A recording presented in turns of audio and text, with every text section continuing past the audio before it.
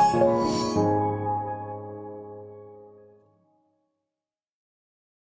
everyone. I'm here to introduce to you IP.com's new hyperdynamic analyze mode in InnovationQ+, which is a way you can easily and quickly get actionable insights from large sets of data. You can get to this new mode one of two ways. You can get there after having done a search in our regular Discover mode. Once you have narrowed it down to a set of documents you'd like to analyze, you can go over into the HD Analyze right here. You can also get there from your search history. So if there's a previous search you have done or a saved search that you have, you can go into your search history, and in this drop down on the right, there is now an option to run in HD Analyze. When you go over to the new HD Analyze mode, you'll see a customizable layout with several modules that are available to you to choose from. This is the layout that has 6 modules for display. You can go down to 2. There are several different ways you can organize these modules, and there are 7 modules total you can pick from. I'm going to go through them all, show you what they look like. The first one that I'd like to show you is the topic map. This is the evolution of our semantic map. We've updated the visuals on it, but at its core, it is still the semantic map. One thing we have added is a slider at the top here for label density. We've gotten a lot of feedback around wanting to see fewer or more labels on the map. You can now drag the slider to determine how many labels you want to see on the map. Our next module that I want to talk about is categories. This is a brand new visual for us.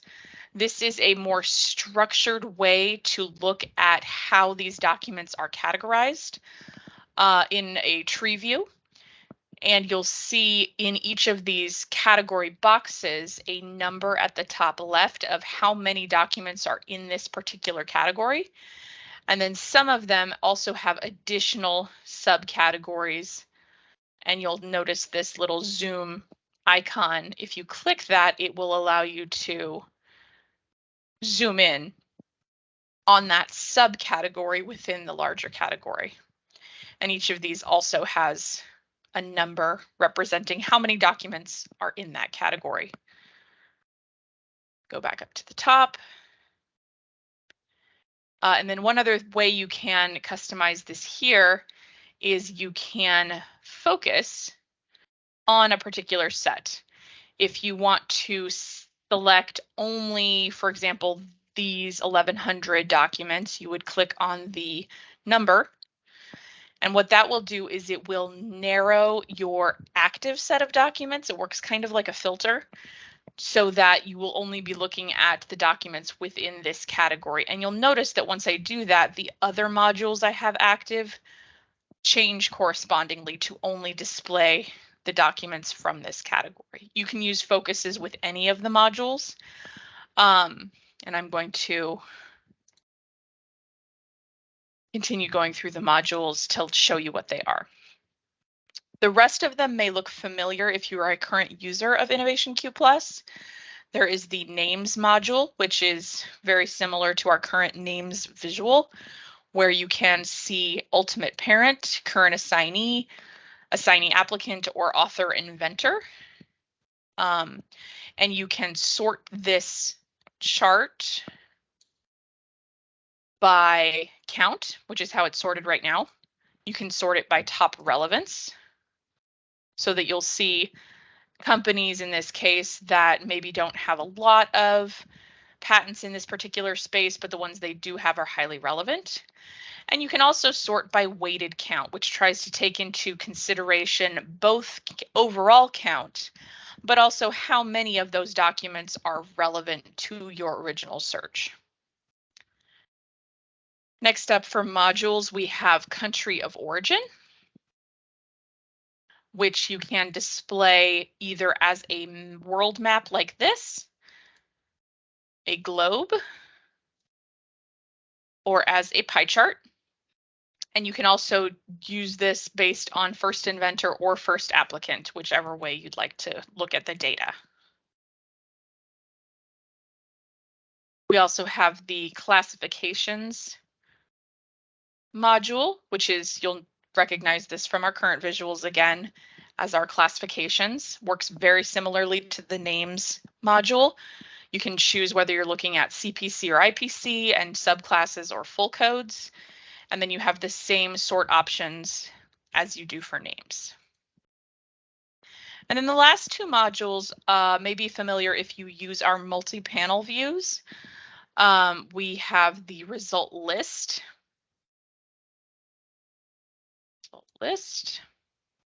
Where you will just see a list organized by relevance of your the documents that are in this set being analyzed. This can be especially helpful if you are adding focuses, because, so for example, if I wanted to say focus on just Ford's documents here, my list will rearrange itself to only show Ford. My categories will rearrange themselves so they're only showing active documents by Ford. And then the last module we have is the single document view. So this can be helpful if you have, for example, the result list and this side by side, or want to really dive into a particular document. Now, I've talked about focuses a little bit, and you can use focuses with any module. With categories, like I said, you click on the category. With the topic map, clear my Ford focus here. With the topic map, you can use the lasso tool, and that will act as a focus. So you can select, for example, an area of the map. That will now narrow your active set of documents, change your other modules accordingly, and you can get a sense of what is going on within this individual space. And you can see as I do this that all of these modules are interconnected with each other, they're dynamic, they update with each other. So I've talked about focuses, and now I kind of want to talk a little bit about highlights. So highlights are a way to add some custom colors to your HD Analyze layout. So this doesn't filter anything out. It's not a narrowing of your active set. What it is a way to add custom colors, custom highlights. We have a couple of standard ones you can use, like publication date. This will automatically give you a gradient of color from older to newer. So you can see at a glance where the newer documents are, what companies, what classifications, what categories might have a larger share of newer documents. You can also add relevance highlighting, which will show you where the more relevant documents are located. And then you can also do custom highlighting.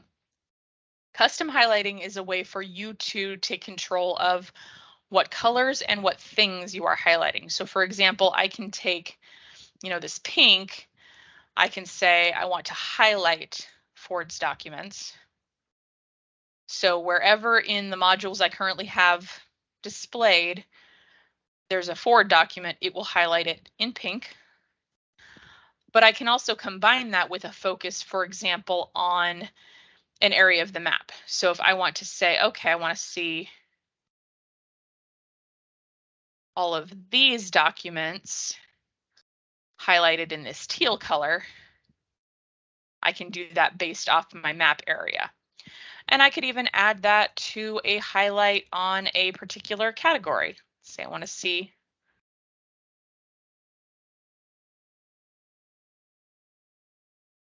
this category. Where are those documents?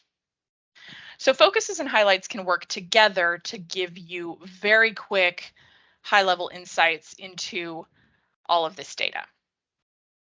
For more information, you can see our knowledge base articles or the other use case videos that we have for HD Analyze. Thank you very much.